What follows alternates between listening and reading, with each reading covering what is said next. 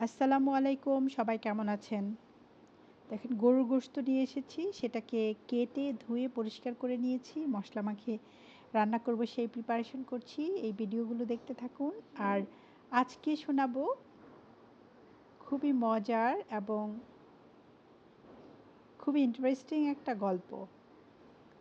তো শুরু করি। মানুষ তাই পায় যা সে করে। একবার এক রাজা তার ৩ মন্ত্রীকে ডেকে বললেন, এই নাও, তোমাদের একটা করে খালি বস্তা দিলাম। তোমাদের কাজ হবে বনে গিয়ে বিভিন্ন ফল কুড়িয়ে এই বস্তা ভরে নিয়ে আসবে। দেখি কে কত তাড়াতাড়ি বস্তা পূর্ণ করে নিয়ে চলে আসতে পারো।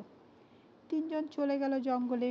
রাজার প্রথম মন্ত্রী চিন্তা করলো, রাজা বলেছেন তাই ভালো ভালো ফল কুড়িয়ে বস্তা পূর্ণ করুন। সেই মতেই জঙ্গলের ভালো ফল কুড়িয়ে বস্তা ভরে ফিরে আসলো। দ্বিতীয় মন্ত্রী চিন্তা করলো, রাজা তো সব ফল দেখবেন না, তাই হাবিজাবি পচা ফল দিয়ে সে নিচের দিকে পূর্ণ করলো, উপরের দিকে শুধু কিছু ভালো ফল দিয়ে বস্তা পূর্ণ করলো এবং ফিরে আসলো। এবার রাজার তৃতীয় মন্ত্রী চিন্তা করলো, রাজার এত সময় কোথায় বস্তা খুলে খুলে দেখবে, সে শুধু দেখবে বস্তা পূর্ণ আছে কিনা। জঙ্গলে মরা ঘাস পাতা কাঠ দিয়ে বস্তা পূর্ণ করে নিয়ে চলে এলো। ৩ মন্ত্রী রাজার দরবারে হাজির। রাজা সবার বস্তা পূর্ণ দেখে খুশি হলেন। তিনি বস্তাগুলোকে খুলেও দেখলেন না। তৃতীয় মন্ত্রী নিজের বুদ্ধির কথা চিন্তা করে নিজেকে বেশ বুদ্ধিমান মনে করতে লাগলো। রাজা একটু সময় নিয়ে তার মসনদে বসলেন এবং ঘোষণা করলেন, এই ৩ মন্ত্রীদের তাদের বস্তাসহ ৭ দিনের জন্য কারাগারে পাঠানো হোক এবং প্রত্যেককে ৩টা আলাদা আলাদা কক্ষে রাখা হোক। এই ৭ দিন তাদের কোনো প্রকার খাবার দেওয়া হবে না। যেই কথা সেই কাজ। ৩ জনকেই কারাগারে পাঠানো হলো।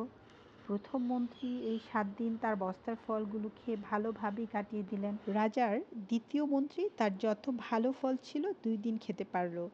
বাকি দিন পচা ফল খেয়ে কাটানোর চেষ্টা করল, কিন্তু তিনি অসুস্থ হয়ে পড়লেন। তৃতীয় মন্ত্রীর বস্তাতে কোনো ফল ছিলই না, তাই তিনি না খেতে পেরে কারাগারেই মারা গেলেন।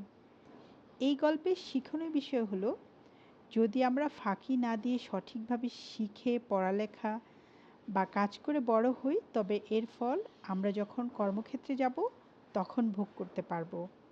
দেখেন রাজার প্রথম মন্ত্রী, সে ভালো ভালো ফল নিয়ে এসেছে, ৭ দিন খেয়ে দিয়ে সুন্দরভাবে কারাগারে দিন কাটিয়েছে।